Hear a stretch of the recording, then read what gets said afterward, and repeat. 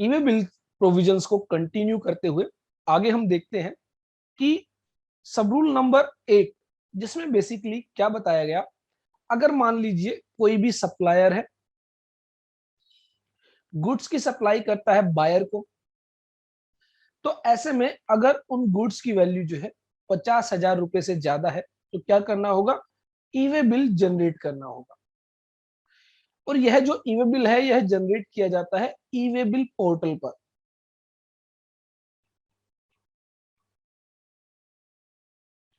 ई way bill portal से हम क्या करते हैं, ई वे बिल जनरेट करते हैं। यह ई वे बिल सप्लायर के द्वारा भी जनरेट किया जा सकता है, बायर के द्वारा भी जनरेट किया जा सकता है, एज वेल एज ट्रांसपोर्टर के द्वारा भी जनरेट किया जा सकता है। और जनरली जो भी व्यक्ति उन गुड्स की मूवमेंट के लिए रिस्पॉन्सिबल है वो व्यक्ति ई वे बिल जनरेट करने के लिए रिस्पॉन्सिबल है। अब मान लीजिए किसी के भी द्वारा यह ई वे बिल जनरेट किया गया हो थ्रू ई वे बिल पोर्टल। अब सप्लायर को क्या करना होता है, जैसा कि हमने ऑलरेडी प्रीवियस वीडियोस में डिस्कस भी किया है कि सप्लायर क्या करता है, ड्यूरिंग ए पीरियड वो जितनी भी सप्लाई करता है वो उन सप्लाईज को रिपोर्ट करता है थ्रू जीएसटी रिटर्न्स। तो वो क्या करता है, जीएसटी रिटर्न्स फाइल करता है, और जिसमें बहुत commonly GSTR 3B, GSTR 1, GSTR 4 जो कि एक कंपोजिशन डीलर के केस में फाइल की जाती है। अब ये जो जीएसटी रिटर्न्स हैं ये फाइल की जाती है through GST portal. That means E way bill आप जनरेट करते हैं ई वे बिल पोर्टल से, जबकि जीएसटी रिटर्न आप फाइल करते हैं जीएसटी पोर्टल पर। तो ऐसे में यहाँ पर एक फैसिलिटी आपको दी जाती है कि अगर वो सप्लाई जिनके ई वे बिल जनरेट किए गए हैं तो ई वे बिल पोर्टल से वो सभी सप्लाई आपके जीएसटी पोर्टल पर अवेलेबल करा दी जाएंगी। दैट मीन्स जब आप जीएसटी रिटर्न्स फाइल करेंगे तो वो सप्लाई जिनके लिए आपने ई वे बिल जनरेट किया है वो आपके जीएसटी पोर्टल पर आपको अवेलेबल कराई जाएगी, सो दैट कि जीएसटी रिटर्न फाइल करते हुए आपको जो है परेशानी ना हो और आप सही से जो है बेसिकली वो सभी सप्लाई जिनके लिए ई वे बिल जनरेट किए गए हैं अपनी जीएसटी रिटर्न में इंक्लूड कर सके। The information furnished in part A of form GST EWB 01 shall be made available to the registered supplier। जो सप्लायर होगा उसकी जीएसटी रिटर्न, और कौन सी जीएसटी रिटर्न, GSTR 1। जो आउटवर्ड सप्लाईज के रिगार्डिंग आप रिटर्न फाइल करते हैं, डिटेल्स फाइल करते हैं, वो आप GSTR 1 के तहत फाइल करते हैं।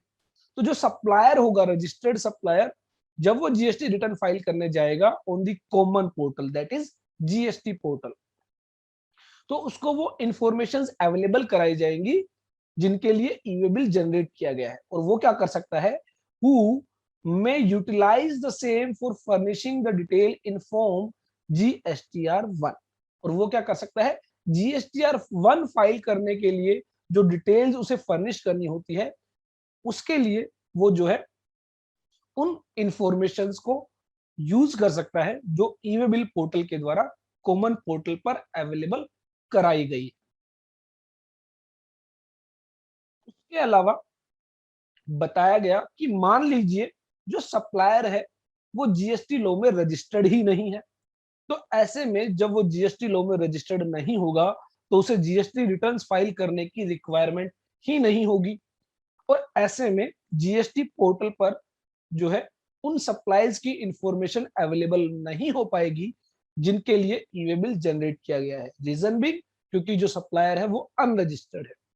तो ऐसे में कहा गया कि जो भी अवेलेबल कॉन्टैक्ट डिटेल्स होंगी that is mobile number and email ID, इन पर जो है उन सप्लाईज के रिगार्डिंग इंफॉर्मेशन अवेलेबल कराई जाएंगी जिनके लिए ई वे बिल जनरेट किया गया है।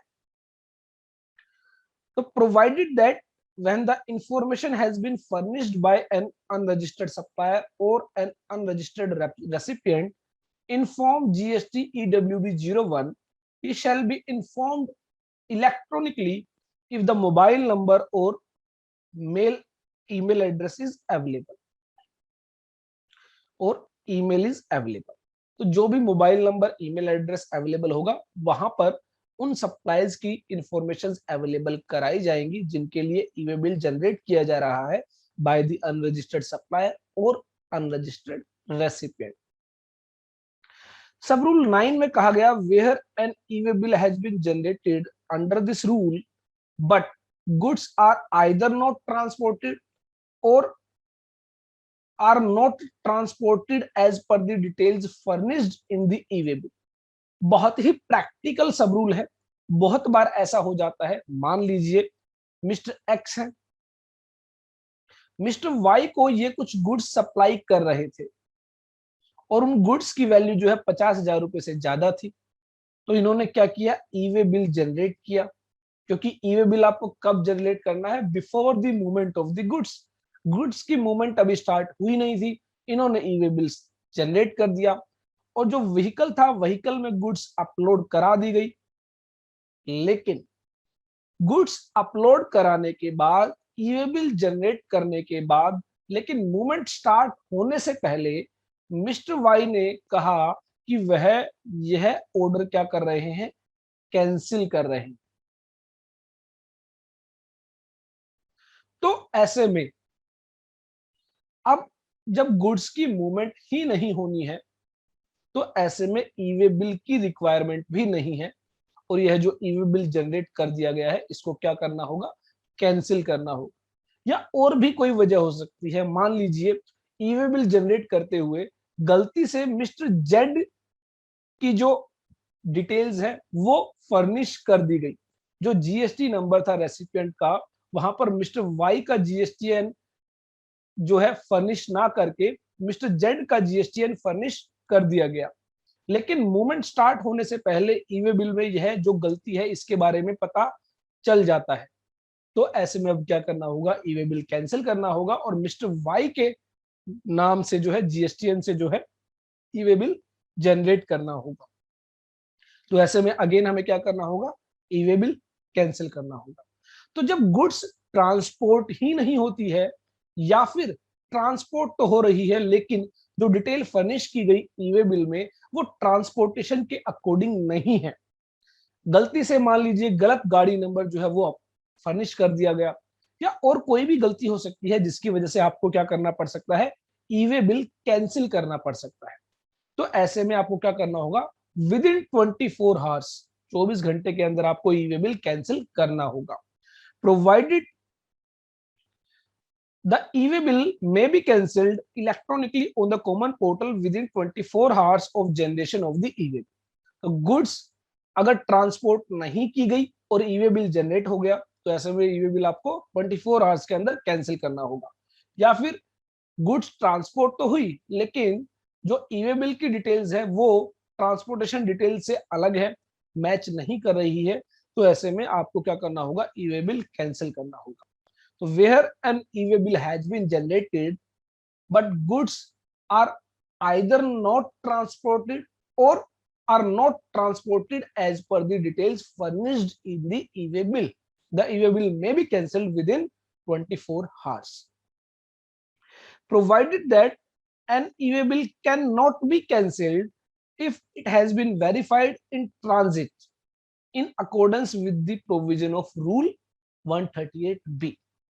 तो रूल 138 बी में बेसिकली पावर दी गई है किसको, प्रॉपर ऑफिसर को, कि जब गुड्स की मूवमेंट हो रही होगी, मान लीजिए ई वे बिल गलत बन जाता है और ये जो गुड्स की मूवमेंट है ये स्टार्ट हो जाती है, व्हीकल जो है गुड्स की मूवमेंट स्टार्ट कर देता है और यहाँ पर प्रॉपर ऑफिसर जो है उस व्हीकल की इंस्पेक्शन शुरू कर देता है। प्रॉपर ऑफिसर को लगता है कि जो गुड्स की मूवमेंट हो रही है वो गलत है, वो व्हीकल इंचार्ज, जो भी व्हीकल इंचार्ज है उससे बिल की कॉपी मांगता है, उससे ई वे बिल की कॉपी मांगता है और उसके अकॉर्डिंग व्हीकल के अंदर जो गुड्स है उनको वेरीफाई करने की कोशिश करता है।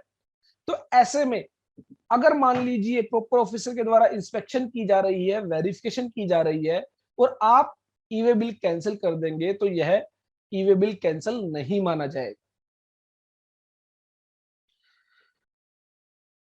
where e-way bill cannot be cancelled if it has been verified in transit in accordance with the provision of rule 138p।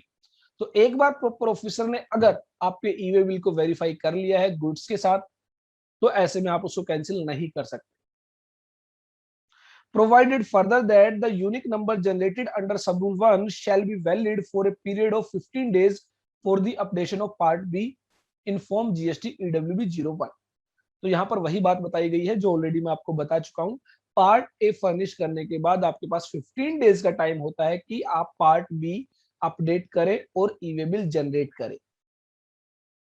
तो हालांकि टाइम आपको 15 दिन का दिया गया है, लेकिन इसका मतलब यह नहीं है कि आप 15 दिन का ही समय लेंगे। मान लीजिए आपकी गुड्स की मूवमेंट आज हो रही है, तो बिफोर मूवमेंट आपका ई-वे बिल जनरेट हो जाना चाहिए।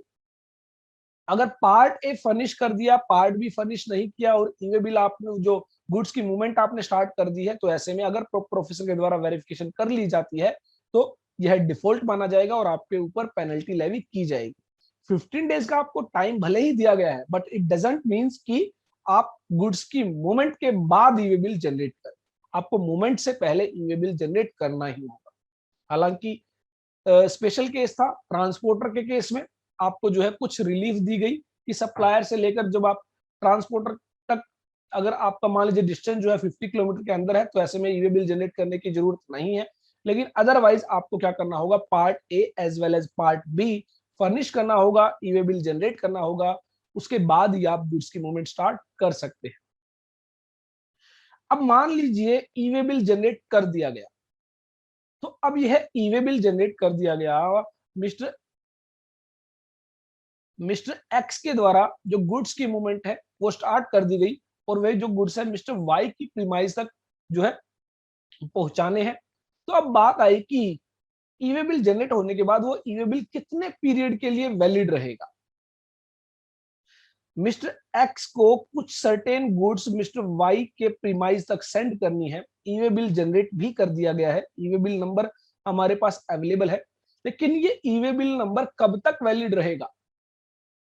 ये गुड्स की जो मूवमेंट है मान लीजिए 1 डे में फिनिश हो जाती है, 24 आवर्स में। मान लीजिए हो सकता है मिस्टर बी का जो प्रीमाइज है वो बहुत दूर है, तो हो सकता है वहां पर 5 डेज जो है गुड्स की मूवमेंट खत्म होने में लग जाते हैं।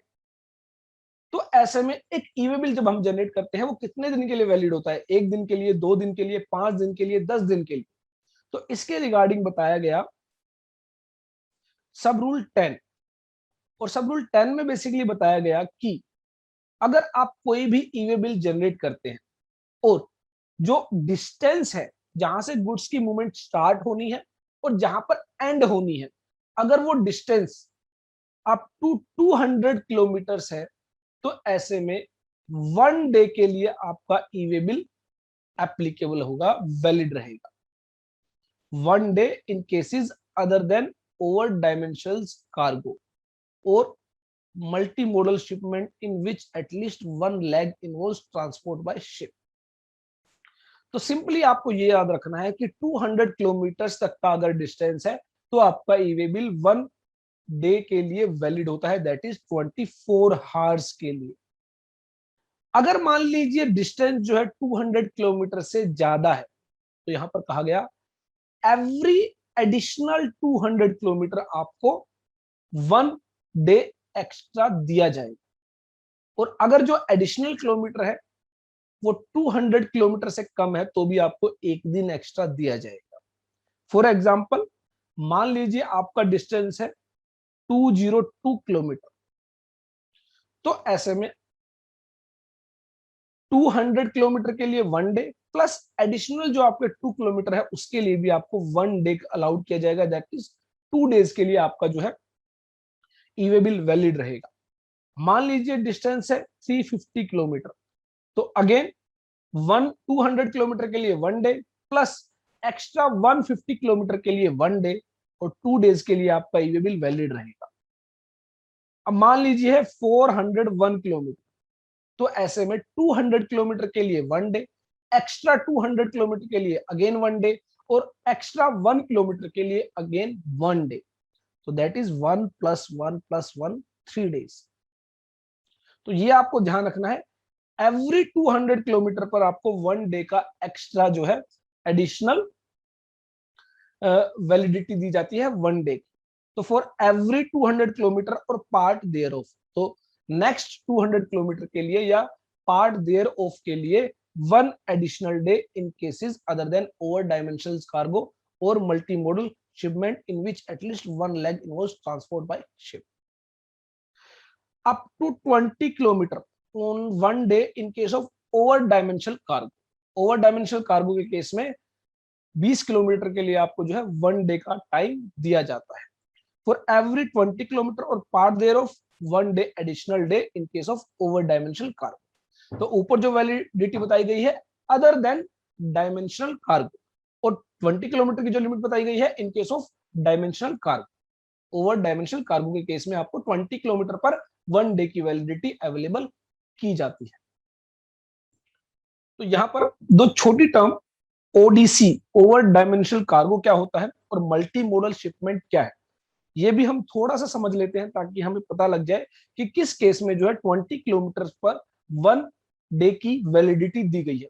तो over dimensional cargo ODC basically generally आप देखते हैं कई बार क्या होता है, कोई व्हीकल है और उस व्हीकल में व्हीकल की जो डायमेंशंस है उससे ज्यादा जो गुड्स की डायमेंशंस होती है। फॉर एग्जांपल आपने देखा होगा स्टील बार जो होती है जिसको सरिया बोलते हैं बेसिकली, तो वो बहुत बार क्या होता है जो व्हीकल है व्हीकल से बाहर होता है। तो उस केस में क्या होता है, जनरली इन गुड्स की जो इन व्हीकल्स की जो स्पीड होती है वो कम होती है। जो नॉर्मल व्हीकल है जो गुड्स कैरी करते हैं, तो आप देखेंगे जनरली किसी व्हीकल में उस व्हीकल की डायमेंशन से ज्यादा अगर गुड्स की डायमेंशन है तो वहां पर उस व्हीकल की स्पीड जो है बहुत लो होती है, सो दैट कि उसको अच्छे से जो है ट्रांसपोर्ट किया जा सके। तो उस केस में जो है यहाँ पर कहा गया कि 20 किलोमीटर की आपकी वैलिडिटी रहेगी फॉर 1 डे। तो प्रत्येक 20 किलोमीटर के लिए 1 दिन की वैलिडिटी आपको दी जाएगी। तो यहाँ पर जो बात की गई 100 किलोमीटर 200 किलोमीटर की, तो वहां पर देखेंगे वर्ड यूज किया गया अदर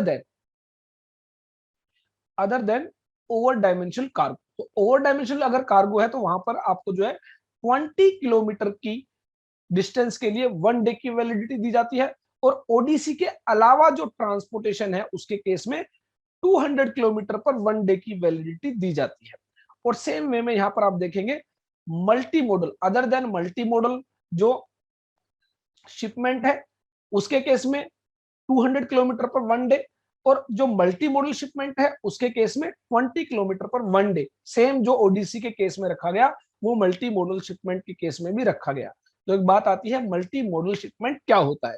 तो मल्टी मॉडल शिपमेंट ये होता है बेसिकली जहां पर एक से ज्यादा मॉडल के जरिए जो है ट्रांसपोर्टेशन की जाए। फॉर एग्जाम्पल कुछ डिस्टेंस रोड के जरिए, कुछ डिस्टेंस उसके बाद रेलवे के जरिए, कुछ डिस्टेंस उसके बाद एयरशिप के जरिए, कुछ डिस्टेंस उसके बाद एयर के जरिए। दैट मीन्स एक से ज्यादा मॉडल जब यूज किए जाते हैं ट्रांसपोर्टेशन के लिए तो उस केस में मल्टी मॉडल शिपमेंट कहा जाता है।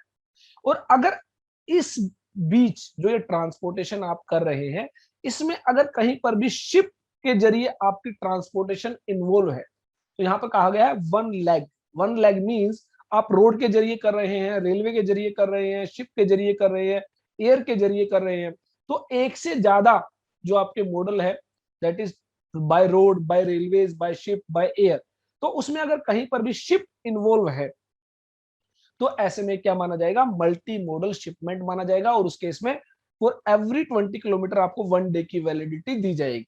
यहाँ पर 1 लेग मींस एटलीस्ट एक जो उसके अंदर इन्वॉल्वमेंट होनी चाहिए वो शिप के जरिए आप ट्रांसपोर्टेशन कर रहे हैं। तो यहां पर कहा गया for multi modal shipment in which at least 1 leg involves transport by ship. तो मान लीजिए आपने कुछ ट्रांसपोर्टेशन रोड के जरिए कंप्लीट की, उसके बाद कुछ ट्रांसपोर्टेशन आपने मान लीजिए रेलवेज के जरिए कंप्लीट की, और उसके बाद आप शिप के जरिए उन गुड्स को ट्रांसपोर्ट कर रहे हैं। तो ऐसे में क्या होगा, 20 किलोमीटर के लिए आपको 1 डे की वैलिडिटी अवेलेबल की जाएगी। तो ये बेसिकली डिफरेंस है ओडीसी कार्गो और मल्टी मॉडल शिपमेंट में। और ओडीसी और मल्टी मॉडल शिपमेंट दोनों ही केसेस में आपको 20 किलोमीटर पर 1 डे की वैलिडिटी दी जाती है, अदरवाइज आपको 200 किलोमीटर पर 1 डे की वैलिडिटी अवेलेबल की जाती है। प्रोवाइडेड दैट द कमिश्नर में on the recommendation of the council by notification extend the validity period of an e-way bill for certain categories of goods as the case may be specified। तो कुछ certain category of goods के case में अगर commissioner को लगता है कि वहां पर वैलिडिटी आपको ज्यादा दी जानी चाहिए, गुड्स के नेचर की वजह से जो है वहां पर ट्रांसपोर्टेशन ज्यादा समय लेती है, तो ऐसे में वो जो है वैलिडिटी पीरियड को एक्सटेंड कर सकते हैं। Provided further that where under circumstances of an exceptional nature, including transshipment, the goods cannot be transported within the validity period of the e-way bill. The transporter may extend the validity by updating the details of Part B of Form GST EWB 01 if required. तो ये भी again एक practical aspects है, important aspects है। मान लीजिए mister x के द्वारा मिस्टर वाई को कुछ गुड्स की सप्लाई की जा रही है और यहाँ पर गुड्स की मूवमेंट हो रही है मिस्टर एक्स से लेकर मिस्टर वाई के प्लेस तक, ई-वे बिल जनरेट कर दिया गया है। तो ई-वे बिल जनरेट करने के बाद मैंने आपको बताया था कि अगर अदर देन ओडीसी और मल्टी मॉडल शिपमेंट अगर ट्रांसपोर्टेशन है तो 200 किलोमीटर के लिए आपको जो है 1 डे का टाइम मिलता है। मान लीजिए यहाँ पर 130 किलोमीटर का डिस्टेंस था तो 1 दिन की वैलिडिटी आपको यहाँ पर दी गई 1 डे की। लेकिन हुआ क्या, मान लीजिए रास्ते में ही आपका जो व्हीकल है वो खराब हो जाता है, किसी वजह से वो नहीं चल रहा है, तो आप क्या करते हैं, एक व्हीकल से दूसरे व्हीकल में गुड्स शिफ्ट करते हैं और इसमें हो सकता है आपका काफी ज्यादा समय लग जाता है और 1 दिन के अंदर आप जो गुड्स की मूवमेंट है वो कंप्लीट नहीं कर पा रहे हैं। तो ऐसे में कहा गया अगर किसी भी एक्सेप्शनल नेचर की वजह से आप जो है जो गुड्स की ट्रांसपोर्टेशन नहीं कर पा रहे हैं तो इन दैट सिचुएशन आप क्या करेंगे, आप वैलिडिटी पीरियड को एक्सटेंड करेंगे।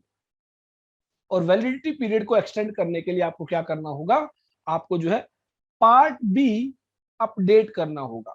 ई-वे बिल जनरेट करने के बाद आप फिर से पार्ट बी को अपडेट करेंगे और जो है सेम ई-वे बिल के अंदर ही आपका जो है वैलिडिटी पीरियड एक्सटेंड कर दिया जाएगा। यहाँ पर नया ई-वे बिल जनरेट नहीं होगा, जो आपका ओरिजिनल ई-वे बिल आपने जो जनरेट किया था उसी के अंदर आपके वैलिडिटी पीरियड जो है एक्सटेंड कर दिया जाएगा। बट ये आपको कब करना होगा, जब भी आपका वैलिडिटी पीरियड एक्सपायर होने वाला है उसके अप टू 8 आवर्स बिफोर। तो यहां पर कहा गया provided also that the validity of the e-way bill may be extended with in 8 hours from the time of its expiry. तो अगर आपको लगता है 8 घंटे के अंदर मेरा जो ई-वे बिल है वो एक्सपायर होने वाला है और मूवमेंट कंप्लीट नहीं होगी, तो आप क्या करेंगे, पार्ट बी को फिर से अपडेट करेंगे और वैलिडिटी को जो है आप एक्सटेंड करेंगे।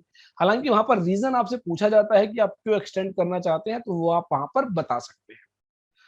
तो यहां पर कहा गया है एक्सेप्शनल नेचर इंक्लूडिंग ट्रांसशिपमेंट। तो ट्रांसशिपमेंट मींस एक व्हीकल से दूसरे व्हीकल में आप गुड्स शिफ्ट कर रहे हैं, तो इंक्लूडिंग का मतलब यहाँ पर ये ट्रांसशिपमेंट को तो इंक्लूड किया गया है, उसके अलावा और कोई भी एक्सेप्शनल नेचर हो सकता है। मान लीजिए कोई स्ट्राइक है जिसकी वजह से आपकी जो गुड्स है वो मूव नहीं कर पाई, तो और भी कोई भी एक्सेप्शनल नेचर है जिसकी वजह से आपकी गुड्स कंप्लीट नहीं कर पाई मूवमेंट को और आपका वैलिडिटी पीरियड एक्सपायर हो रहा है, तो ऐसे में 8 घंटे के अंदर आप उसको क्या कर सकते हैं, फिर से एक्सटेंड कर सकते हैं फर्दर मूवमेंट के लिए।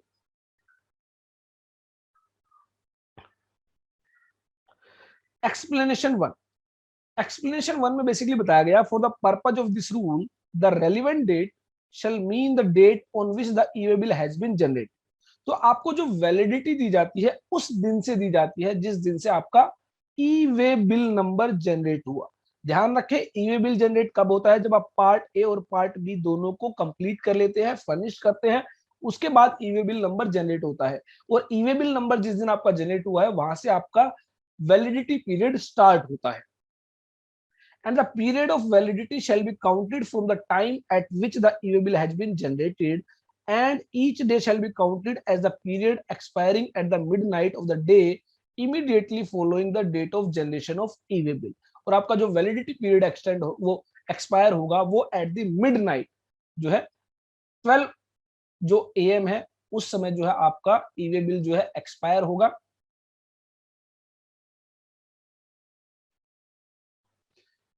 बट वो जो 12 AM का जो टाइम होगा वो होगा नेक्स्ट डे का। दैट मींस अगर आपने मान लीजिए ई-वे बिल जनरेट किया है 6 अक्टूबर 2021 को।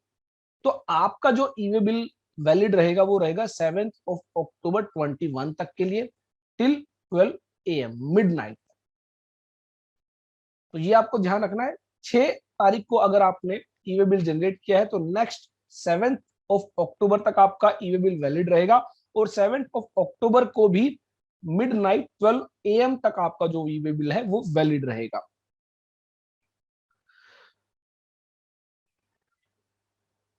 shall be counted from the time at which the EWA bill has been generated। जिस समय आप EWA bill जनरेट कर देते हैं वहां से आपका वैलिडिटी पीरियड स्टार्ट हो जाता है। and each day shall be counted as the period expiring at midnight of the day immediately following the date of generation। जिस डेट में आपने बिल जनरेट किया उससे ठीक अगला दिन, जो आपको 1 डे की वैलिडिटी दी जाती है वो इस तरह दी जाती है, जिस दिन आपने ये बिल जनरेट किया उससे जो अगला दिन होगा उस अगले दिन तक आपका ये बिल वैलिड रहेगा, और उस अगले दिन के भी रात को 12 बजे तक आपका वैलिडिटी पीरियड कंटिन्यू रहेगा। For the purpose of this rule, the expression over dimensional cargo shall means a cargo carried as a single indivisible unit and which exceeds the dimensional limits prescribed in Rule 93 of the Central Motor Vehicle Rules 1989 made under the Motor Vehicle Act। तो basically मैंने आपको बताया vehicle की जो dimensions है वो कम है और गुड्स की डायमेंशन ज्यादा है, जिसकी वजह से गुड्स जो है व्हीकल से बाहर आ जाता है, और जिसकी वजह से जो है ट्रांसपोर्टेशन की स्पीड स्लो रहती है। तो उस वजह से वहां पर जो है ओवर डायमेंशनल कार्गो के केस में, ओडीसी के केस में आपको जो टाइम लिमिट दी जाती है वो टाइम लिमिट जो है 20 किलोमीटर पर 1 डे की दी जाती है।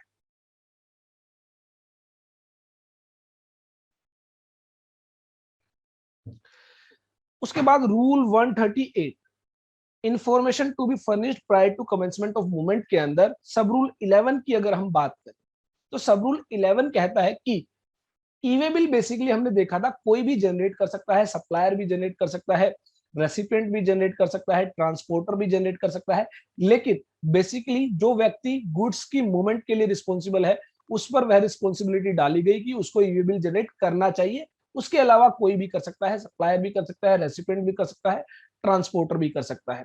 The details of the e way bill generated under this rule shall be made available to दी।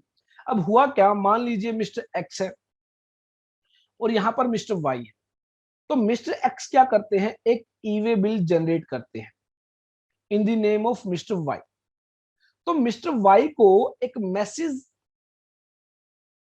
या मेल यहां पर रिसीव होगी, और ईवे बिल पोर्टल पर भी उसको जो है डिटेल्स अवेलेबल कराई जाएंगी कि मिस्टर एक्स के द्वारा एक ईवे बिल आपके लिए जनरेट किया गया है।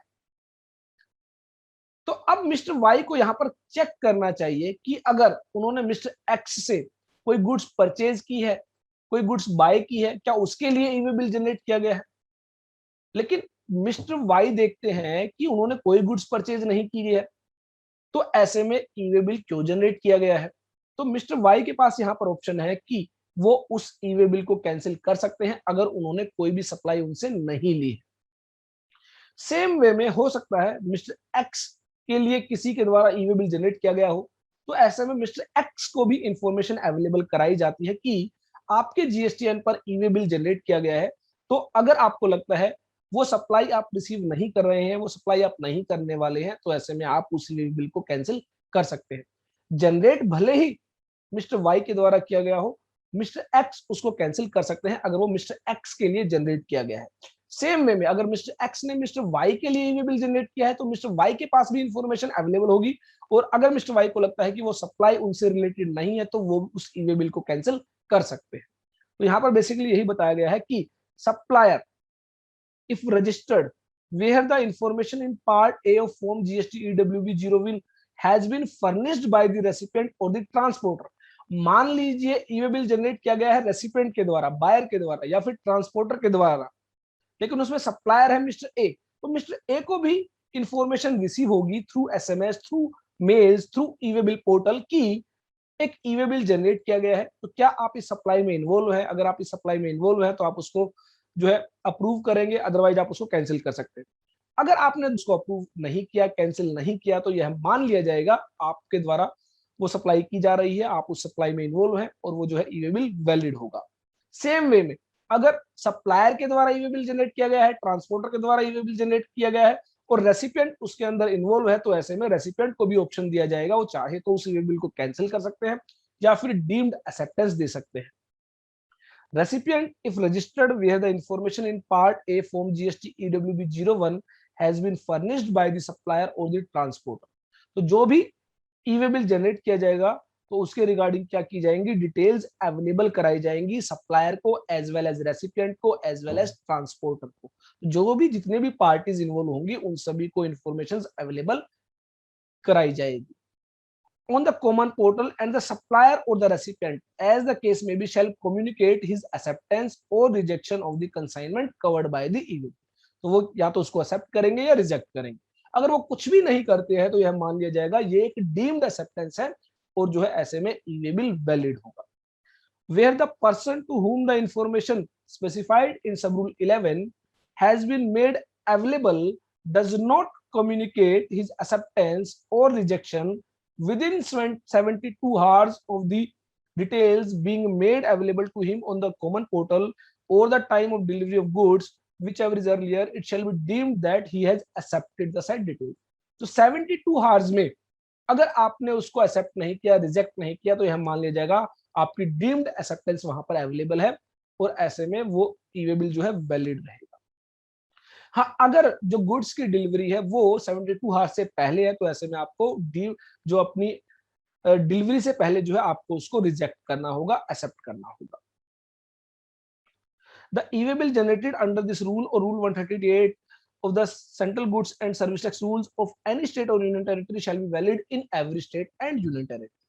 तो अगर आपने किसी भी स्टेट में ई-वे बिल जनरेट किया है तो वो जो है बाकी सभी स्टेट और यूनियन टेरिटरीज के लिए भी वैलिड रहेगा। दैट मींस अगर मान लीजिए मिस्टर एक्स है और मिस्टर वाई को वो कुछ गुड्स की सप्लाई कर रहे हैं और ई-वे बिल जनरेट किया गया है, मिस्टर एक्स दिल्ली में रजिस्टर्ड है, मिस्टर वाई हरियाणा में रजिस्टर्ड है और मान लीजिए इनकी जो मूवमेंट है वो किसी वजह से यूपी उत्तर प्रदेश से होकर जाती है, तो ऐसे में इनको उत्तर प्रदेश से मूवमेंट के लिए अलग से ई-वे बिल जनरेट करने की जरूरत नहीं होगी, वो जो है सभी स्टेट्स के लिए जो है वैलिड रहेगा।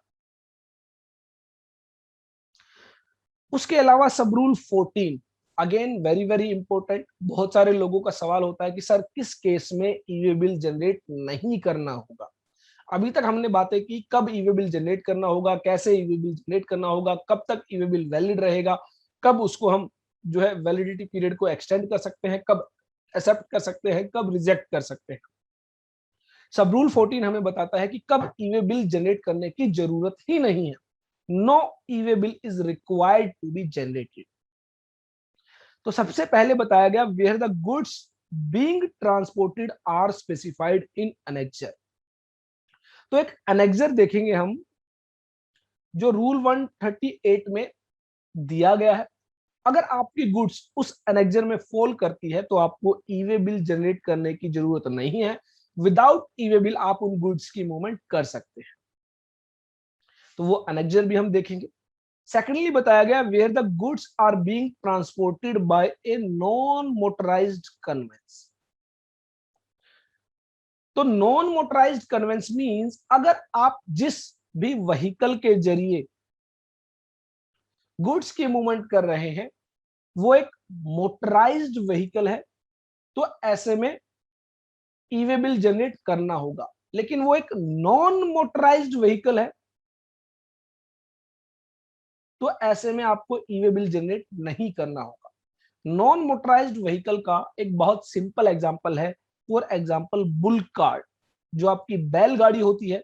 बैलगाड़ी के जरिए आप गुड्स की मूवमेंट कर रहे हैं तो वो एक मोटराइज्ड व्हीकल नहीं है।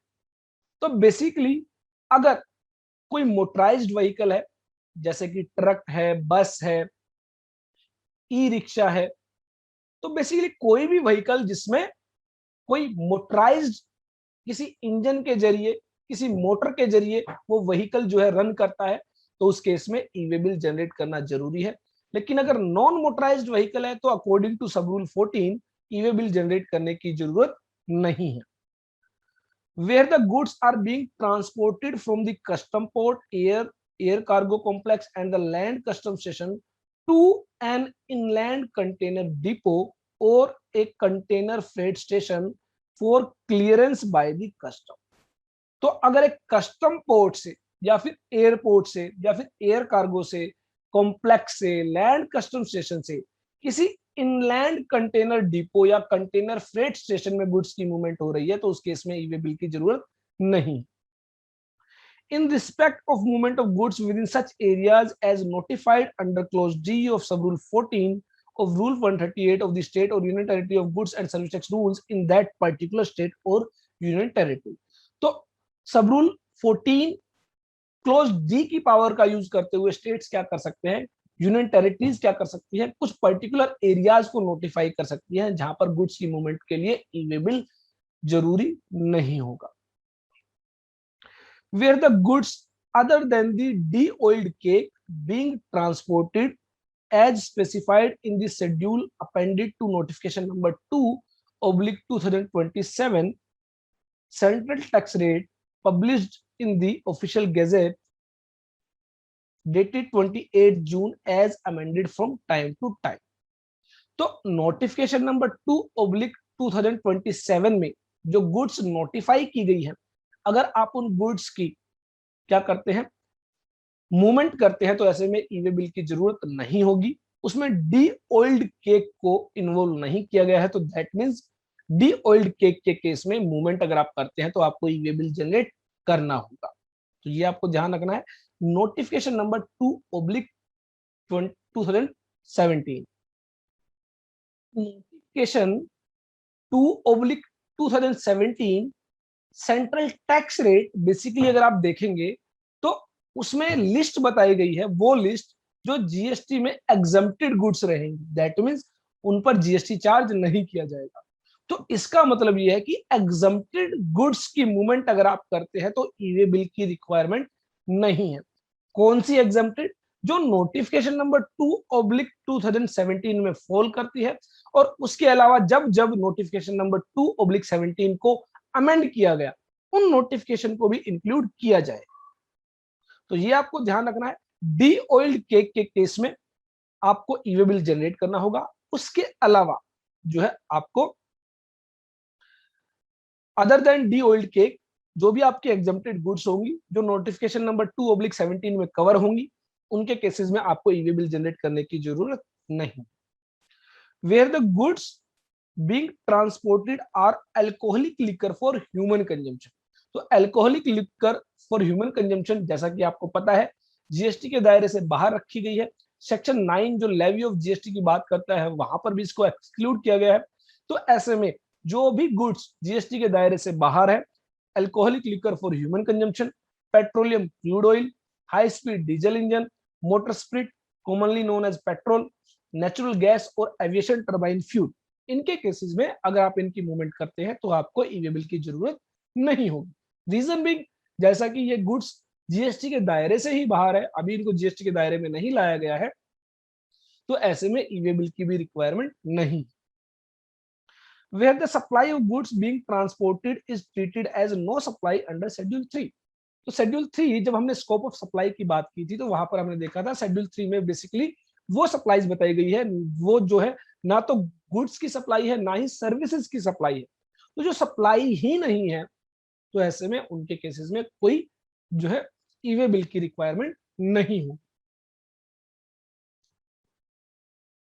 उसके बाद सब रूल एच. तो बेसिकली सब रूल एच जो है आप देखेंगे, जो हमने सब रूल सी डिस्कस किया था उसका रिवर्स केस है. वहां पर कस्टम पोर्ट से, एयरपोर्ट से, कार्गो कॉम्प्लेक्स से, लैंड कस्टम स्टेशन से इनलैंड कंटेनर डिपो या कंटेनर फ्रेट स्टेशन में अगर गुड्स की मूवमेंट हो रही है तो ई वे बिल की रिक्वायरमेंट नहीं थी. लेकिन यहां पर इसका रिवर्स है. अगर इनलैंड कंटेनर डिपो से या कंटेनर फ्रेट स्टेशन से आपकी जो मूवमेंट है वो कस्टम पोर्ट की तरफ है, एयरपोर्ट की तरफ है, एयर कार्गो कॉम्प्लेक्स की तरफ है, लैंड कस्टम स्टेशन की तरफ है, तो भी ई वे बिल की जरूरत नहीं होगी. Where the goods are being transported under custom bond from an inland container depot or a container freight station to a custom port, airport, air cargo complex and land custom station or from one custom station or airport to another custom station or custom port. Second, under custom supervision or under custom seal. तो अगर custom supervision के तहत, custom seal के तहत goods की movement हो रही है तो ऐसे में ई वे बिल की रिक्वायरमेंट नहीं है. Where the goods being transported are transit cargo from or to Nepal और भूटान. तो नेपाल और भूटान से अगर ट्रांजिट कार्गो है तो भी ऐसे में ई वे बिल की रिक्वायरमेंट नहीं होगी. Where the goods being transported are exempt from tax under notification number 7/2017 central tax rate dated 28 June 17 as amended from time to time and notification number 26/2017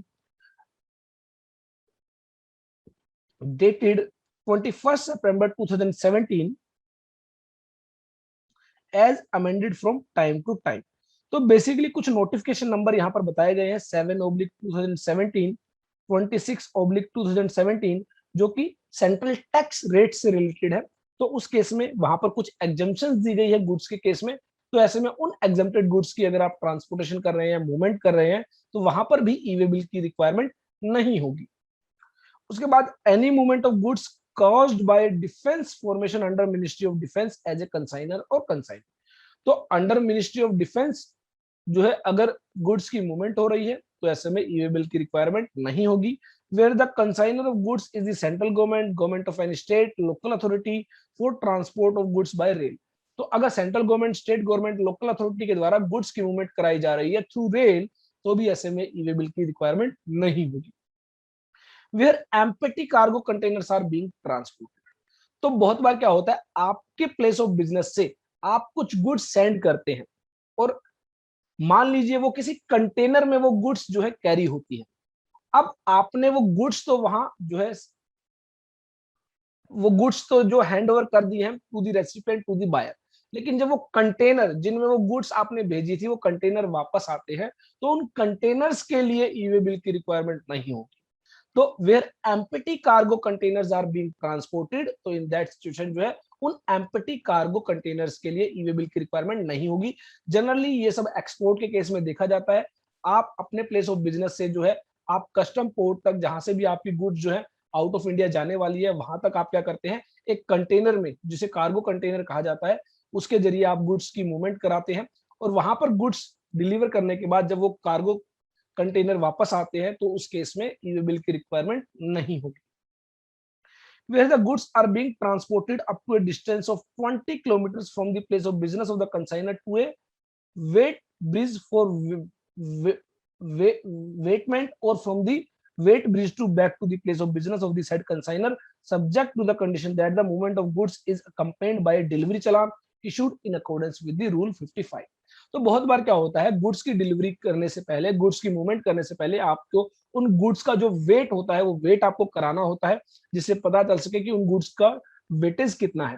तो उस वेटेज के लिए बहुत बार क्या होता है, आपके प्लेस ऑफ बिजनेस से उस वेटमेंट हाउस तक आपको जाना होता है. तो ऐसे में कहा गया अगर वो विदिन 20 किलोमीटर है, आपने डिलीवरी चलान के जरिए मूवमेंट की है, तो ऐसे में आपको ई वे बिल की जरूरत नहीं होगी. Where empty cylinders for packing of liquefied petroleum gas are being moved for reason other than supply. तो अगर आप अगेन वही जैसे एम्प्टी कार्गो कंटेनर थे जहां पर आप गुड्स की मूवमेंट उन कार्गो कंटेनर के जरिए करते हैं, उसके बाद वो कार्गो कंटेनर्स जो है वापस जब मूव करते हैं तो उस केस में ई वे बिल की जरूरत नहीं होती. उसी तरह कुछ एम्प्टी सिलेंडर्स, जैसे सिलेंडर्स के अंदर आपने कोई लिक्विफाइड पेट्रोलियम गैस जो है आपने डिलीवर की है, आपने वहां पर वो गैस डिलीवर करने के बाद आप उन सिलेंडर्स को, एम्प्टी सिलेंडर्स को, खाली सिलेंडर्स को वापस ला रहे हैं, तो ऐसे में उन खाली सिलेंडर्स की मूवमेंट के लिए आपको ई वे बिल की जरूरत नहीं होगी. लेकिन मान लीजिए आप उन खाली सिलेंडर्स की ही सप्लाई कर रहे हैं, उनको आप सेल कर रहे हैं, तो आपको ई वे बिल की जरूरत होगी. लेकिन अगर आपने सिर्फ गैस की सप्लाई की है और गैस डिलीवर करने के बाद आप उन एम्प्टी सिलेंडर्स को वापस लाते हैं, तो उस मूवमेंट के लिए आपको ई वे बिल की जरूरत नहीं होगी. उसके अलावा the facility of generation, cancellation, updation, assignment of way bill shall be made available through SMS to the supplier, recipient and transporter as the case may be. तो बेसिकली एक फैसिलिटी आपको दी गई है, एसएमएस के जरिए भी आप अपना ई वे बिल जनरेट कर सकते हैं, कैंसिल कर सकते हैं, अपडेट कर सकते हैं, असाइन कर सकते हैं. तो ये सब जो है आप एक एसएमएस के जरिए भी कर सकते हैं. रूल 14 में बेसिकली जो सब रूल 14 में जो एनेक्जर बताया गया था, वो एनेक्जर आपको यहाँ पर दिया गया है, जिसमें बेसिकली कुछ कैटेगरी ऑफ गुड्स बताई गई है जिनके केस में आपको जो है ई वे बिल जनरेट करने की जरूरत नहीं है। Liquefied petroleum gas for supply to household and non domestic exempted category customers. तो बेसिकली जो आपकी एलपीजी गैस होती है जो सप्लाई की जाती है, तो उस सप्लाई के लिए जो है ई वे बिल की रिक्वायरमेंट नहीं। Kerosene oil sold under PDS, तो जो केरोसिन ऑयल है जो पीडीएस स्कीम के तहत सेल किया जा रहा है, तो उस केस में आपको ई वे बिल की रिक्वायरमेंट नहीं है। Postal baggage transported by department of post, तो जो पोस्टल बैगेज है डिपार्टमेंट ऑफ पोस्ट के जरिए जो ट्रांसपोर्टेशन की जा रही है, तो ऐसे में उस केस में भी ई वे बिल की रिक्वायरमेंट नहीं। नेचुरल और cultured pearls and precious semi precious stones, precious metal and metals clad with precious metals chapter 71, तो जो चैप्टर 71 में आपकी गुड्स जो कवर है उनके केस में ई वे बिल की रिक्वायरमेंट नहीं है। Jewellery, gold Smith and silver Smith wars and other article, तो इनके केस में भी ई वे बिल की रिक्वायरमेंट नहीं है। करेंसी, करेंसी के केस में भी ई वे बिल की रिक्वायरमेंट नहीं है। Used personal and house hold effects, तो आप जो है अपने पर्सनल यूज के लिए कुछ गुड्स की मूवमेंट कर रहे हैं जो 50,000 रुपए से ज्यादा है, उस केस में भी ई वे बिल की रिक्वायरमेंट नहीं। कोरल अनवर्क्ड एंड वर्क कोरल 9601 जो बेसिकली इस हेड में आता है, उस केस में भी ई वे बिल की रिक्वायरमेंट नहीं है। कुछ टेक्निकल टर्म्स हैं जिनके केस में एप्लीकेबल होती है, वो ज्यादा अच्छे से समझ पाएंगे, लेकिन बेसिकली एनेक्जर्स के अंदर अगर आपकी जो गुड्स है वो फॉल करती है, उनकी मूवमेंट आप कर रहे हैं, तो ई वे बिल की रिक्वायरमेंट नहीं है। एक सवाल जो ऑलरेडी हमने डिस्कस भी किया था, क्या ई वे बिल फिजिकल फॉर्म में आपको प्रिंटेड कॉपी कैरी करना जरूरी है, या फिर अगर आपने अपने document that is invoice, delivery challan, bill of supply, as the case में भी अगर आपने उस पर e way bill number mention किया है, क्या वो अपने आप में सफिशिएंट है? इसके रिगार्डिंग रूल 138 हमें बताता है। The person in charge of a conveyance, जो कन्वेंस है, जो व्हीकल है, उसका जो भी इंचार्ज होगा, जो भी उस कन्वेंस को व्हीकल को कंट्रोल कर रहा है, शल कैरी, वो कैरी करेगा invoice, bill of supply, delivery challan, as the case में भी। तो जो भी डॉक्यूमेंट एप्लीकेबल है वो कैरी करेगा। अगर इनवॉइस एप्लीकेबल है तो इनवॉइस कैरी करेगा, बिल ऑफ सप्लाई एप्लीकेबल है तो बिल ऑफ सप्लाई कैरी करेगा, डिलीवरी चालान एप्लीकेबल है तो डिलीवरी चालान कैरी करेगा। अलोंग विद एंड, यहाँ पर एंड वर्ड यूज किया गया है, दैट मीन उसके साथ उसे क्या कैरी करना होगा? एक copy of the e way bill in physical form, तो printed copy of e way bill उसे कैरी करनी होगी, और या फिर e way bill number in electronic form, e way bill number भी वो कैरी कर सकता है। तो e way bill number carry करने का मतलब है, अगर आपके टैक्स इनवॉइस पर, बिल ऑफ सप्लाई पर, डिलीवरी चालान पर अगर बिल नंबर, ई वे बिल नंबर मेंशन है, तो वो अपने आप में क्या है? सफिशिएंट है। अलावा गवर्नमेंट ई वे बिल को वेरीफाई करने के लिए radio frequency identification device, RFID, तो रेडियो फ्रीक्वेंसी आइडेंटिफिकेशन डिवाइस को भी जो है एप्लीकेबल कर सकती है कुछ सर्टेन केसेस में, जहां पर होगा क्या? Basically RFID, radio frequency identification device के जरिए, जो कि बेसिकली वायरलेस आपकी जो ई वे बिल है उसकी वेरिफिकेशन हो जाएगी विदाउट इंटरप्शन ऑफ व्हीकल। तो RFID के जरिए भी आपकी ई वे बिल की वेरिफिकेशन की जा सकती है।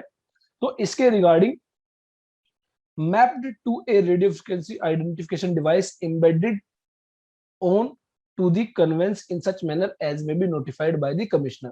तो उसमें जो भी व्यक्ति, जो भी व्हीकल इंचार्ज है, वो क्या करेगा?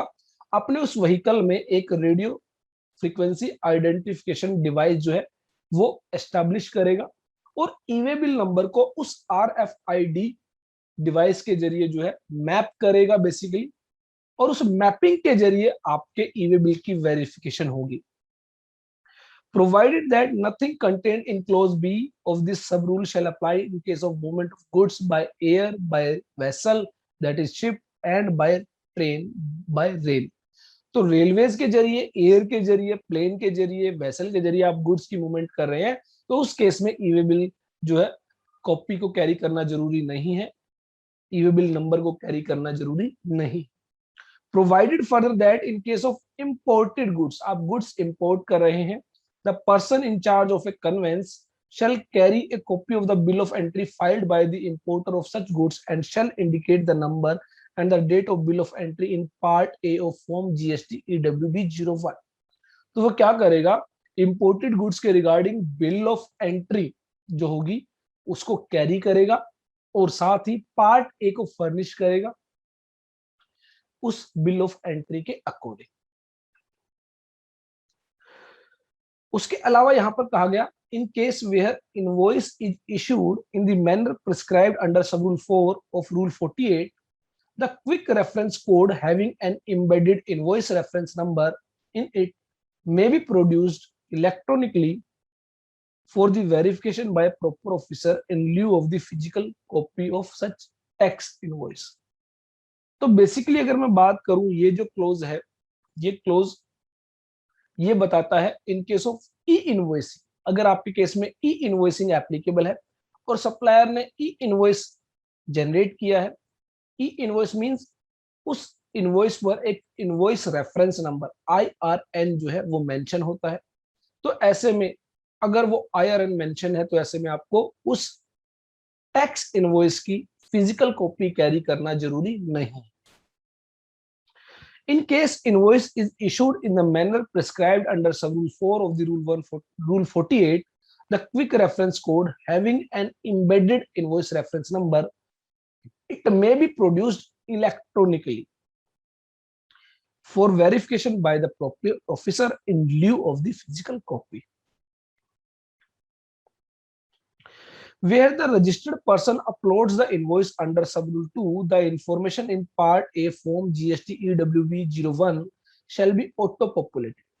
तो जब आप ई इनवॉइस जनरेट कर देते हैं, इनवॉइस रेफरेंस नंबर जनरेट कर देते हैं और जब उस इनवॉइस के रिगार्डिंग आप ई वे बिल जनरेट करने जाएंगे तो उस ई इनवॉइस के बेसिस पर आपका पार्ट ए जो है वो ऑटो पॉपुलेटेड रहेगा, दैट मींस वो ऑटो फिल्ड रहेगा।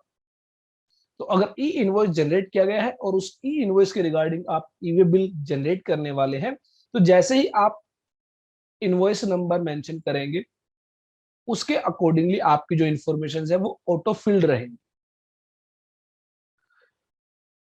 The commissioner may by notification require a class of transporter to obtain a unique radio frequency identification device. तो कमिश्नर क्या कर सकता है, ट्रांसपोर्टर को, क्लास ऑफ ट्रांसपोर्टर को नोटिफाई कर सकता है कि उनको अपने व्हीकल के साथ क्या करना होगा, एक रेडियो फ्रीक्वेंसी आइडेंटिफिकेशन डिवाइस जो है वो अटैच करना होगा and get the said device embedded onto the conveyance and map the EV bill to the radio frequency identification device prior to the movement of goods। और उस goods में जितने भी कंसाइनमेंट्स होंगे, जितने भी गुड्स मूवमेंट कर रही होंगी, उन गुड्स के रिगार्डिंग जो ईवे बिल जनरेट किए गए हैं उन ईवे बिल नंबर्स को इस रेडियो फ्रीक्वेंसी आइडेंटिफिकेशन डिवाइस के साथ मैप कर दिया जाएगा और जो है गुड्स मूवमेंट के दौरान ही आपका ईवे बिल जो है वो वेरीफाई कर लिया जाएगा और अगर प्रोफेसर को कुछ गड़बड़ लगती है तो वो आपके व्हीकल को जो है इंटरप्ट कर सकता है और वेरिफिकेशन कर सकता है। Notwithstanding anything contained in clause B of sub rule 1, where circumstances so warrant, the commissioner may by notification require the person in charge of the conveyance to carry the following documents instead of the e-way bill. तो e-way bill के जगह पर कुछ cases में जो है आपके other documents भी जो है वो सुफिशियंट होंगे, tax invoice, bill of supply और बिल ऑफ एंट्री और ए डिलीवरी चलान where the goods are transported for reason other than way of supply. तो बेसिकली जहां पर आपको ईवे बिल जनरेट करने की जरूरत नहीं है, हमने देखा था सब रूल 14 में वो रीजंस भी बताए गए हैं जहां पर आपको ईवे बिल जनरेट नहीं करने, तो उस केस में क्या होगा, उस केस में आपके जो डॉक्यूमेंट्स होंगे, टैक्स इनवॉइस होगा, बिल ऑफ सप्लाई होगा, बिल ऑफ एंट्री होगा, डिलीवरी चलान होगा, वो अपने आप में सफिशिएंट होंगे गुड्स की मूवमेंट के लिए। तो notwithstanding anything contain in clause B of sub rule 1, तो सब रूल 1 जो आपको कहता है आपको ईवे बिल कैरी करना है या ईवे बिल नंबर कैरी करना है तो वो उसकी रिक्वायरमेंट नहीं होगी। और बेसिकली जहां पर आपको ईवे बिल जनरेट करने की रिक्वायरमेंट ही नहीं है वहां पर आपको क्या कैरी करना होगा, tax invoice, bill of supply, delivery challan, bill of entry, जो भी आपके केस में एप्लीकेबल है वो आप कैरी करेंगे। 138B जो बात करता है वेरिफिकेशन ऑफ डॉक्यूमेंट्स की, तो आपके कन्वेंस को, आपके व्हीकल को कहीं भी इंटरसेप्ट किया जा सकता है, रोका जा सकता है और जो डॉक्यूमेंट है that is tax invoice, delivery challan, bill of supply, along with e-way bill वो जो है वेरीफाई किया जा सकता है कि जो आपने इनवॉइस इशू किया है, जो आपने ईवे बिल जनरेट किया है, क्या उतनी ही गुड्स, उतनी ही क्वांटिटी, उतनी ही वैल्यू की गुड्स आप मूव कर रहे हैं, उससे कम अमाउंट की गुड्स आप मूव नहीं कर रहे हैं, उससे ज्यादा अमाउंट की गुड्स आप मूव नहीं कर रहे हैं, तो वो बेसिकली वेरिफिकेशन की जा सकती है। द कमिश्नर और an officer empowered by him in this behalf may authorize the proper officer to intercept any conveyance, that is vehicle, to verify the e-bill in physical or electronic form for all interstate and intrastate movement of goods. तो within the state भी goods की movement है तो भी checking की जा सकती है, from one state to another state, from one state to another union territory अगर गुड्स की मूवमेंट है तो भी चेकिंग की जा सकती है। और चेकिंग क्या की जाएगी कि आपके पास जो डॉक्यूमेंट होना चाहिए वो डॉक्यूमेंट है, आपके पास ई-वे बिल की कॉपी है या फिर उन डॉक्यूमेंट पर ई-वे बिल नंबर मेंशन है। The commissioner shell gate radio frequency identification device readers installed at a place where the verification of the movement of goods is required to be carried out, and the verification of the movement of the vehicle shall be done through such device readers where the e-way bill has been mapped with the said device. तो जैसा कि कुछ transporters को RFID के लिए जो है उनको जो है RFID इम्बेड करना जरूरी होगा अपने व्हीकल के साथ, और उस RFID के साथ जो है आपके ई-वे बिल नंबर्स को मैच किया जाएगा। तो अब होगा क्या, कुछ प्लेसेस पर रेडियो आइडेंटिफिकेशन डिवाइस जो है रीडर्स इंस्टॉल किए जाएंगे, और वो रीडर्स का काम क्या होगा, वो उन रेडियो आइडेंटिफिकेशन डिवाइसेस को जो है रीड करेगा और आपके ई-वे बिल्स को वेरीफाई करेगा।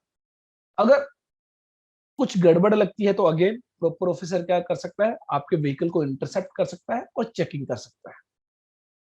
The physical verification of conveyance shall be carried out by the proper officer as authorized by the commissioner or an officer empowered by him in this behalf, provided that on receipt of specific information on evasion of tax, physical verification of a specific conveyance can also be carried out by any other officer. तो अगर जहां पर लगता है tax की चोरी होने वाली है और कोई स्पेसिफिक इंफॉर्मेशन है, मान लीजिए डिपार्टमेंट के पास कोई न्यूज मिल जाती है कि यहाँ पर गुड्स की मूवमेंट होने वाली है और उसमें टैक्स चोरी इन्वॉल्व है, तो ऐसे केस में जो है प्रॉपर ऑफिसर की जगह कोई और ऑफिसर भी वेरिफिकेशन कर सकता है, after obtaining necessary approval of the commissioner और an officer authorised by him in this behalf. तो वहां पर मान लीजिए प्रॉपर ऑफिसर अवेलेबल नहीं है या फिर किसी वजह से प्रॉपर ऑफिसर वेरिफिकेशन नहीं कर सकता है, तो किसी और ऑफिसर को भी जो है एम्पावर किया जा सकता है, ऑथराइज किया जा सकता है टू कंडक्ट द वेरिफिकेशन। उसके बाद रूल 138C जो कि बेसिकली बात करता है inspection and verification of goods.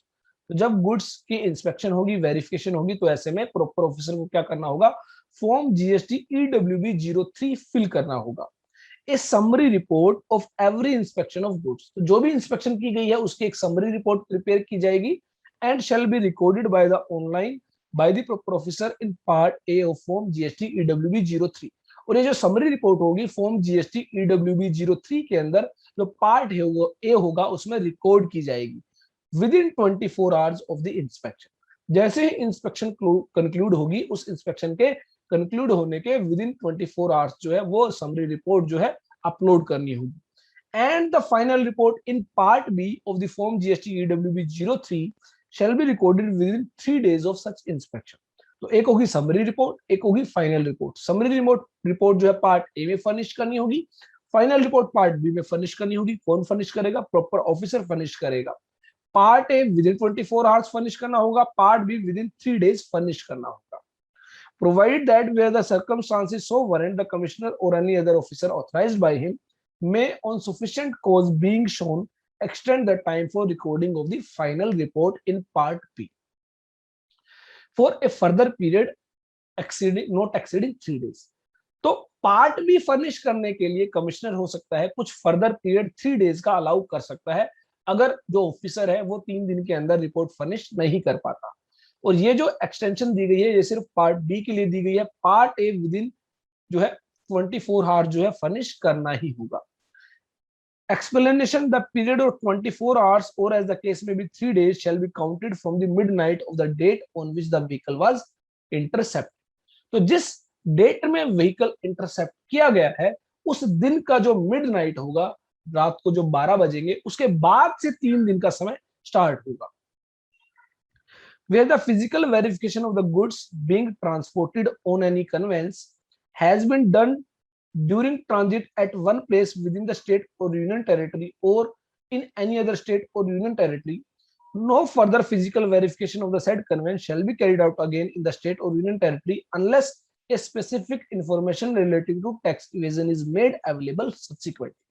तो एक बार विद इन ए स्टेट या with in A union territory अगर एक बार आपकी वेरिफिकेशन हो जाती है प्रॉपर ऑफिसर के द्वारा, तो फर्दर आपको फिर से दोबारा परेशान नहीं किया जाएगा वेरिफिकेशन के लिए, अनलेस कोई स्पेसिफिक इंफॉर्मेशन डिपार्टमेंट को के पास अवेलेबल नहीं। तो दैट मींस अगर डिपार्टमेंट को इंफॉर्मेशन मिल जाती है कि वेरिफिकेशन करने के बाद आपने कोई गड़बड़ की है, आप कोई जो मूवमेंट कर रहे हैं उसके अंदर टैक्स इवेजन इन्वॉल्व है, तो आपको फिर से चेक कर सकता है, फिर से इंटरसेप्ट कर सकता है, आपके व्हीकल को रोक सकता है। लेकिन कोई स्पेसिफिक इंफॉर्मेशन अगर अवेलेबल नहीं है तो एक बार अगर आपकी वेरिफिकेशन हो जाती है तो दोबारा आपकी वेरिफिकेशन उस मूवमेंट के दौरान नहीं की जाती है। उसके बाद रूल 138D जो बेसिकली बेनिफिशियल है to the registered person to the in charge of the vehicle, कि अगर आपके व्हीकल को इंटरसेप्ट कर लिया जाता है, रोक लिया जाता है और 30 मिनट से ज्यादा का समय हो गया है और आपको परेशान किया जा रहा है, तो ऐसे में आप क्या कर सकते हैं, जो पर्सन इंचार्ज है, जो व्हीकल का इंचार्ज है, वो form GST EWB04 common portal पर अपलोड कर सकता है कि आपको जो है 30 मिनट से ज्यादा के लिए जो है आपके व्हीकल को डिटेन किया गया है, रोका गया है और कोई फर्दर प्रोसीडिंग नहीं की गई। Where a vehicle has been intercepted and detained for a period exceeding 30 minutes, the transporter may upload the said information in form GST EWB04 on the common portal. तो ट्रांसपोर्टर कॉमन पोर्टल पर upload कर सकता है form GST EWB04, जिसमें वो report करेगा कि उसके व्हीकल को कितने समय से रोका गया है, डिटेन किया गया है, इंटरसेप्ट किया गया है और अब तक क्या कार्रवाई की गई है। For the purpose of this chapter, the expression transported by railways, transported of goods by railways, transport of good by rail, and movement of good by rail does not include cases where leasing of parcel space by railways take place. तो यहाँ पर एक explanation के जरिए basically यह बताया गया है कि जहां जहां पर भी transported by railways word use किया गया है, transportation of goods bye railways word use किया गया है, transport of goods by rail use किया गया है, movement of goods by rail use किया गया है, उसके does not include cases where leasing of parcel space by railways take place. तो बेसिकली रेलवेज क्या करता है, जो पार्सल स्पेस होता है उसको कई बार लीज आउट कर देता है और वो स्पेस किसी और के द्वारा अगर यूज किया जाता है और वहां पर जो गुड्स की ट्रांसपोर्टेशन की जा रही है किसी अदर पर्सन के द्वारा, तो उस केस में यह माना नहीं जाएगा कि ये गुड्स जो है रेलवेज के जरिए ट्रांसपोर्ट की जा रही है, तो इसका मतलब वहां पर ई वे बिल जनरेट करना हो। तो ये बेसिकली ई वे बिल्स के रिगार्डिंग जो आपके प्रोविजंस दिए गए थे। उसके बाद रूल 138E जो कि अगेन एक इंपॉर्टेंट है, प्रैक्टिकली बहुत जो है परेशान करता है, यह है जो प्रोविजन है। तो बेसिकली यहाँ पर एक प्रोविजन डाला गया कि लोग क्या करते थे कि वो जीएसटी रिटर्न तो फाइल कर नहीं रहे हैं, ना GSTR3 भी फाइल करते हैं, ना GSTR1 फाइल करते हैं, लेकिन सप्लाई किए जा रहे हैं और उन सप्लाई के रिगार्डिंग वो ई वे बिल भी जनरेट करते हैं। तो गवर्नमेंट ने यहाँ पर एक प्रोविजन इंसर्ट किया कि जो भी व्यक्ति अपनी रिटर्न्स फाइल नहीं करेंगे, GSTR3 भी GSTR1 फाइल नहीं करेंगे, इन केस ऑफ कंपोजिशन डीलर जो है CMP08 फाइल नहीं करेंगे, तो उन केसेस में क्या होगा, वो ई वे बिल जनरेट नहीं कर पाएंगे। तो इससे यहाँ पर एक प्रेशर बिल्ड किया जाता है रजिस्टर्ड पर्सन पर कि वो अपने कंप्लायंसेस करे, सो दैट कि उनकी जो सप्लाई है वो इंटरप्ट ना हो, e way bill properly generate कर सके। तो notwithstanding anything contained in sub rule 1 of the rule 138, no person, चाहे वो रेसिपिएंट हो, बायर हो, चाहे वो सप्लायर हो, चाहे वो ट्रांसपोर्ट हो, ई कॉमर्स ऑपरेटर हो, कोरियर एजेंसी हो, no person shall be allowed to furnish the information in part A of form GST EWB01 in respect of any outward movement of goods of a registered person who being a person paying tax under section 10 has not furnished the statement in form GST CMP 08 for 2 consecutive quarters। तो अगर वो composition dealer है और 2 quarters के लिए उसने CMP 08 file नहीं किया है, तो उस केस में क्या होगा, वो ई वे बिल जनरेट नहीं कर पाएगा। ना तो वो खुद जनरेट कर पाएगा, ना कोई और व्यक्ति उसके जीएसटीएन पर ई वे बिल जनरेट कर पाएगा। तो बहुत बार क्या होता है, मान लीजिए सप्लायर ई वे बिल जनरेट नहीं करता है, तो सोचते हैं रेसिपिएंट ई वे बिल जनरेट कर सकता है, तो रेसिपिएंट भी सप्लायर के जीएसटीएन पर ई वे बिल जनरेट नहीं कर पाएगा। और कंपोजिशन डीलर्स के अलावा जो व्यक्ति हैं उनके लिए कहा गया, being a person other than person specified in close A has not furnished the return for a consecutive period of 2 tax periods. तो 2 टैक्स पीरियड्स मींस अगर क्वार्टरली रिटर्न फाइलिंग की रिक्वायरमेंट है तो 2 क्वार्टर्स, अगर मंथली रिटर्न फाइल करने की requirement है तो 2 months. Provided that the commissioner may, on receipt of an application from a registered person, inform GST EWB 05 on sufficient cause being shown and for reasons to be recorded in writing, by order inform GST EWB 06, allow furnish of the said information in Part A of Form GST EWB 01, subject to such conditions and restrictions as may be specified by him।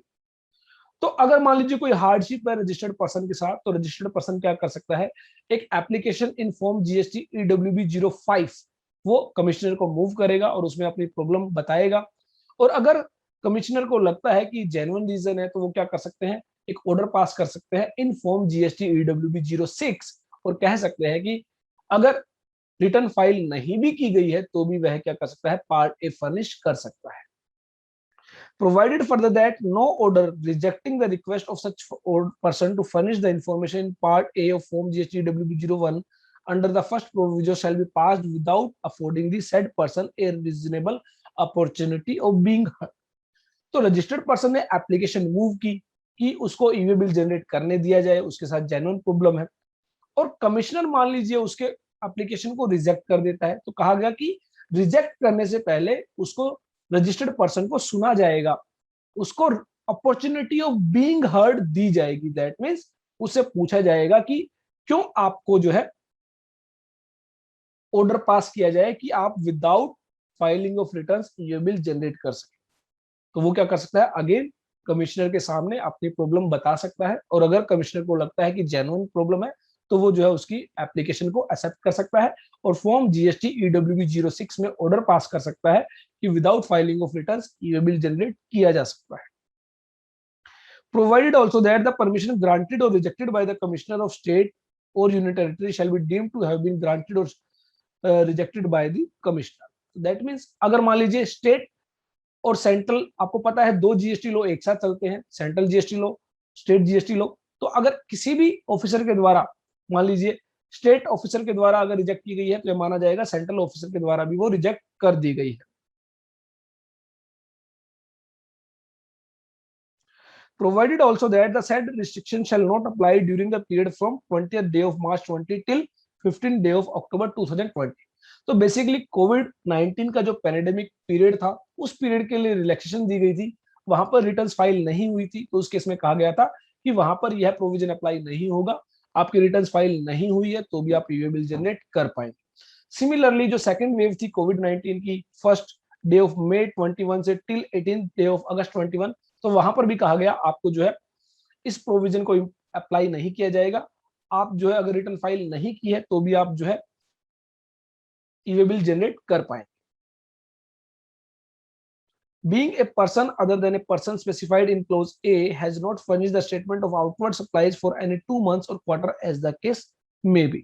तो जो व्यक्ति close B में भी cover नहीं होते हैं और उनको कोई स्टेटमेंट अगर फाइल करनी थी, क्वार्टरली फाइल करनी थी तो 1 क्वार्टर, और सॉरी 2 क्वार्टर, और अगर मंथली फाइल करनी थी तो 2 मंथ्स, तो अगर वो फाइल नहीं करेंगे तो उसके बाद उनको ई वे बिल जनरेट करने नहीं दिया जाएगा। Being a person whose registration has been suspended under the provision of sub rule 1, sub rule 2 और sub rule 2A of rule 21A, तो जिसका रजिस्ट्रेशन ऑफ जीएसटी रजिस्ट्रेशन जो है रूल 21A सब रूल 1, सब रूल 2, सब रूल 2A के तहत सस्पेंड कर दिया गया है, वो भी जो है ई वे बिल जनरेट नहीं कर पाएंगे। तो ये बेसिकली रूल 138 इंपॉर्टेंट है काफी ज्यादा। बहुत सारे लोग जो है अपनी रिटर्न्स फाइल नहीं करते हैं, जिसकी वजह से वो ई वे बिल जनरेट नहीं कर पाते हैं। तो जब भी आपको लगता है किसी क्लाइंट के केस में या आपके केस में आप ई वे बिल जनरेट नहीं कर पा रहे हैं, तो may be one of the reason is rule 138E। तो अगर आपने कंप्लायंसेस नहीं किए हैं, रिटर्न्स टाइम पर फाइल नहीं की है, तो अपनी टाइमली रिटर्न्स फाइल करें, अकॉर्डिंगली आप जो है ई वे बिल जनरेट कर पाए।